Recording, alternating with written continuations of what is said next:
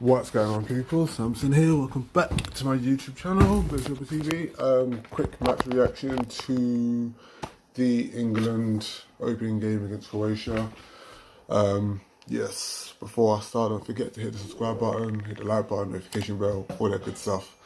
Let's get into it. Currently watching actually Macedonia and Austria.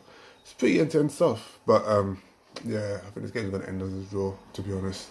Really end to end. Anyway, England, yes, got off to a win start.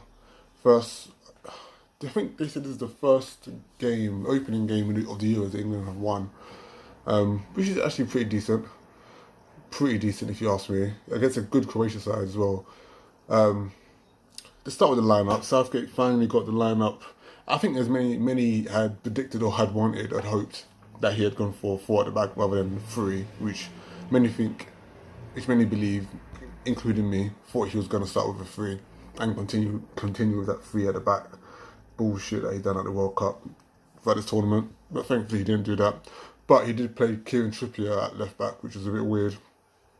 And you saw during the game, there were times where Kieran Trippier would find himself in space, and instead of and where a natural left-footed player like Shaw or Chilwell would have just whipped the ball in first time on the left foot, he kept on cutting back onto his right. And you can see it was a bit annoying, frustrating. But the first half was England started well. I think they played he played Rice and Calvin Phillips in midfield, the two defensive players with Mount, Foden and Sterling ahead of them, playing just behind Harry Kane as a lone striker. Kane didn't really have much of a chance in the game. He kept him dropping deep, which was a bit frustrating and annoying for me, because there was a lot of talent on display. He didn't really need to be dropping that deep, to be honest, if you ask me. He could have just stayed up. But at the time, Croatia made it, even though England had a lot of the ball, a lot of the possession, it was difficult to break down a stubborn Croatian defence. England found themselves getting in a couple times on a counter. Foden had a great chance in the first half, hit the post. Incredible. I actually thought they were going to go in, but he was pretty much a bright spot, but the standout guy, really.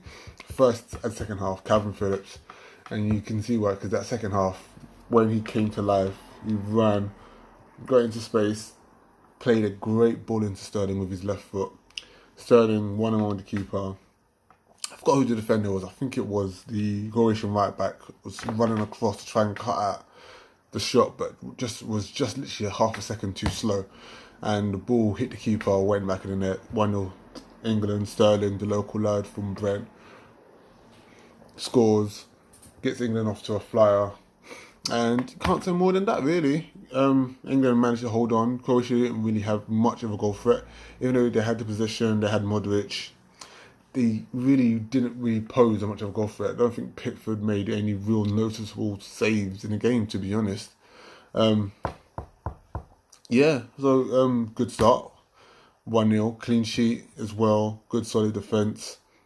Good solid defensive display from the guys, Tyrone Mings and John Stones. I obviously we all expect Harry Maguire to take his place if and when he becomes fit and available for the next England game. Henderson was on the bench. I personally don't know why he was picked. He hasn't played enough football. He's injured, or he's coming back from injury. He may or may not be safe. Sorry, I'm just kind of watching the game at the same time. He may or may not be fully fit to play a game, but either way he's there. But he didn't start. He didn't come on either. Bellingham made a cameo appearance, I think like 10 minutes left or something, like 10-15 minutes left to go the game. Bellingham came on, 17 years old. He came on, he was a bright spark in midfield. I'm not sure what the formation was when he came on, because he came off for Harry Kane, so I assume Rashford played up front, because Rashford came on in the second half as well. I assume Rashford played through the middle, and Bellingham played on the wing, along with Sterling, because Foden and Kane went off. But yeah, when Bellingham came on, he was just a bright spark.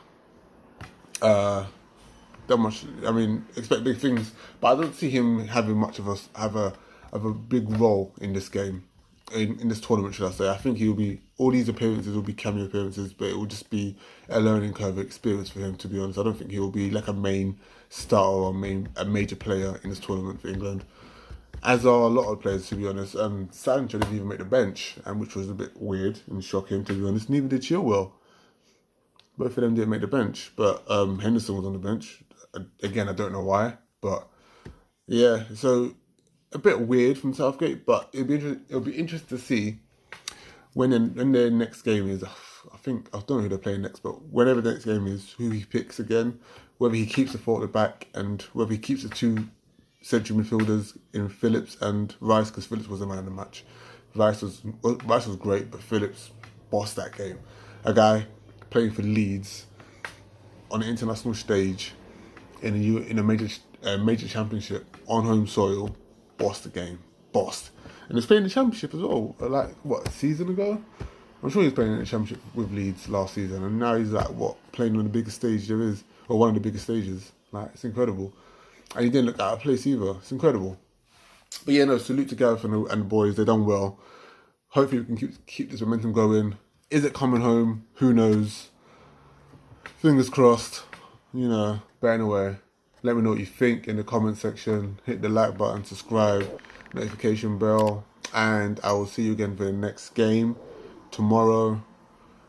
Because doing this for every game is a bit of a bitch, especially when there's 3 games on a day. So I'll decide to cut it down to at least 1 game a day. So I'm gonna pick a game and give my match analysis or whatnot. So yeah, see you tomorrow.